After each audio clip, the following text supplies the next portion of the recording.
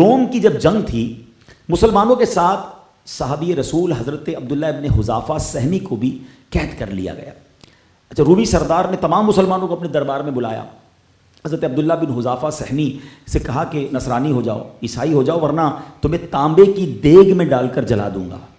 یہ سن کر آپ نے جواب دیا ایسا کبھی ہرگز نہیں ہو سکتا, میں ایمان سے نہیں پھروں گا, میں مذہب نہیں چھوڑ سکتا.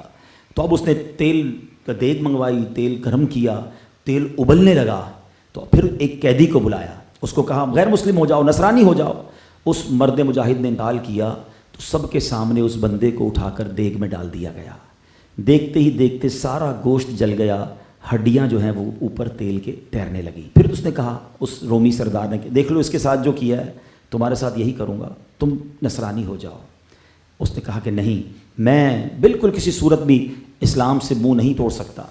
اب کیا کیا, حکم دیا کہ اب ان کو بھی تیل میں ڈال دو. جلادوں نے پکڑا, آپ کو تیل کے قریب لے گئے, تو اب آپ نے اچانک رونا شروع کر دیا. جلادوں نے بتایا کہ یہ قیدی تو رونے لگ گئے ہیں, تو واپس بلایا, کہا لگتا ہے کوئی چینجنگ آ رہی ہے پلان میں, گھبرا گئے ہیں, موت قریب آ گئی ہے. کہا بتاؤ کیوں رو رہے ہو, اگر کہتے ہو تو میں نہیں چلاتا تمہیں, اسلام چھوڑ دو اور نصرانی مذہب اختیار کرو. کہتے تم یہ سمجھ رہے ہو کہ میں موت کے خوف سے رو رہا ہوں؟ خدا کی قسم موت کے خوف سے نہیں رو رہا, میں تو اس لیے رو رہا ہوں کہ میرے جسم میں صرف ایک جان کیوں ہے جو میں دین اسلام پر آج قربان کر رہا ہوں. مجھے تو یہ پسند تھا کہ کاش 100 جانیں ہوتی اور آج ایک ایک کر کے ساری جانیں اللہ کے نام پر قربان کر دیتا. اب جب سردار نے یہ سنا تو وہ حیران ہو گیا کہ کسی کو اپنے دین سے اتنی محبت بھی ہو سکتی ہے کہ وہ مرنے پر بھی اس لیے رو رہا ہے کہ اکیلا کیوں, میری اور جانیں ہوتی وہ بھی میں اللہ کے نام پر قربان کر دیتا. تو اب اس نے ایک اور آفر کی, کہتا ہے اچھا ایسا کرو, جلاتا نہیں ہوں, تم نصرانی مذہب اختیار کر لو, میری بڑی حسین و جمیل بیٹی ہے, میں اس سے شادی کر دیتا ہوں اور حکومت میں بھی تمہیں حصہ دوں گا. کہتے میں کسی صورت اسلام نہیں چھوڑ سکتا. اس نے کہا اچھا چلو ایک کام کرو, ایک تو میری شرط مان لو, میرے سر پر بوسہ دے دو, میرے سر پر بوسہ دے دو, میں تمہیں بھی آزاد کر دوں گا اور 80 مسلمان جو میرے ساتھ قیدی ہیں ان کو بھی آزاد کر دوں گا. اب آپ نے بڑا غور کیا, آپ نے کہا واقعی تم ایسا کرو گے؟ اس نے کہا یس میں ایسا ہی کروں گا. بڑا پرومس ہو گیا.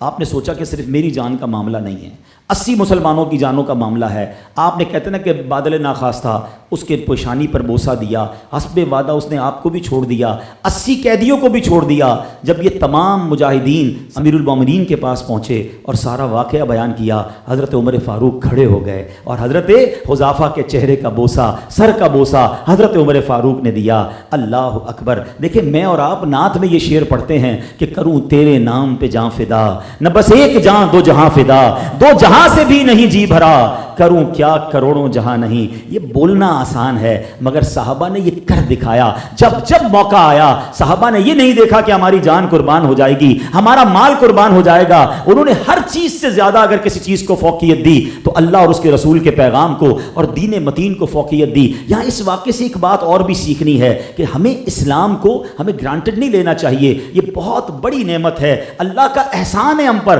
دیکھیں نا کئی لوگ غیر مسلموں کے گھر پیدا ہوتے ہیں, کئی لوگ ایسے ملکوں میں پیدا ہوئے جو مسلمان نہیں ہیں. مجھے اور آپ کو بن مانگے رب نے مسلمان بنایا, مسلمان ماں باپ عطا کیے, مگر اپنے ایمان کی قدر کرنی ہے, ایمان کی حفاظت بھی کرنی ہے.